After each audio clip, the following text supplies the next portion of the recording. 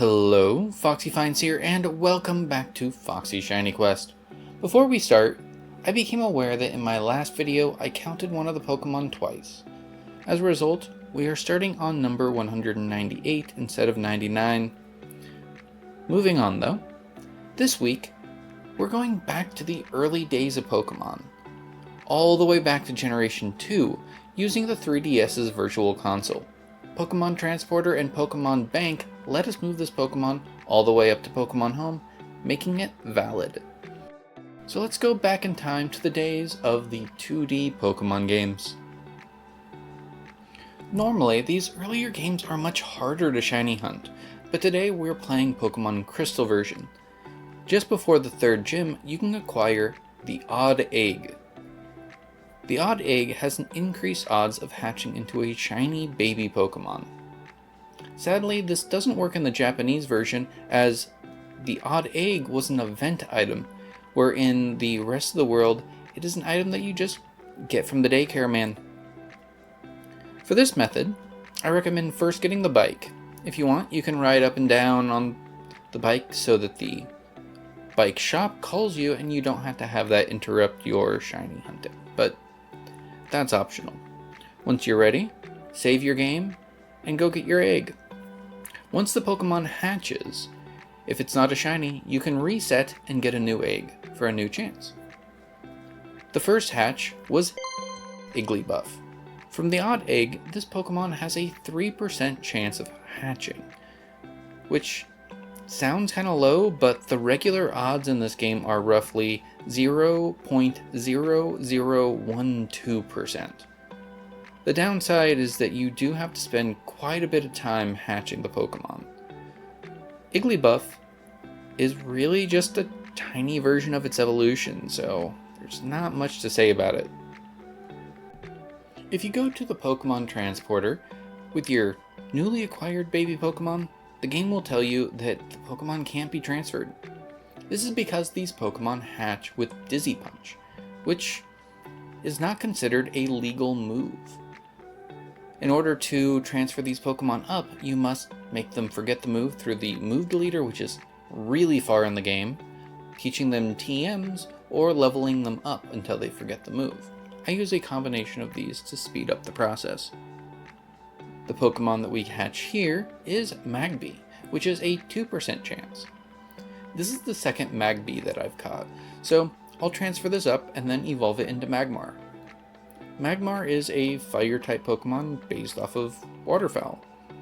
In the anime, this Pokemon put up quite the battle, and it was one of the few times that Ash's Charizard was the only option that Ash could use in his battle. It was pretty awesome to watch. Next, I got yet another Magby, so I transferred it up to Pokemon Arceus this time, evolved it into a Magmar, and then evolved it further into Magmortar. Like many Generation 4 evolutions, they had an item created just for it. This item was called the Magmarizer. Pretty creative, huh? This Pokemon has each of its evolutionary stages introduced in a different generation. In Generation 1, we had Magmar, Generation 2, Magby, and Generation 4, Magmortar. After a longer time than I was hoping for, I finally got a different Pokemon, Elekid. This Pokemon is a parallel to Magby in almost every way, including its evolution being version exclusive in Pokemon Red and Pokemon Blue, and its further evolution having an item that was just a fire and electric version of the same made-up object. Oh, and it also had the same 2% shiny chance of hatching from this egg. On to a Pokemon that's out of this world! This Pokemon is said to have come from the shooting stars, and in the anime it was even shown flying a spaceship. Cleffa. This is another 3% find like Igglybuff. I should say that when it comes to percentages, I'm talking about the shiny specifically. Cleffa, for example, has a 19% chance of hatching from this egg. From the base rate, it's a 3% chance of being shiny and a 16% chance of being its regular form. And now we have a second Igglybuff. So, as usual, I transferred it up and evolved it. Jigglypuff is pretty iconic, known in the anime for its singing, putting people to sleep, getting mad, and drawing on their faces. I also went over the past Paradox version of this Pokemon in a previous video. Go check that out for a little bit more on the family. Jigglypuff was also one of the hidden characters in Super Smash Bros., where it had its signature move Sing and also Sleep, which was sort of a bad move, but also sort of a really good move if you could pull it off. It was nice going after these Pokemon from an older game, though after each successful catch I had to move the Pokemon over, start a new file, and make my way back up to this point.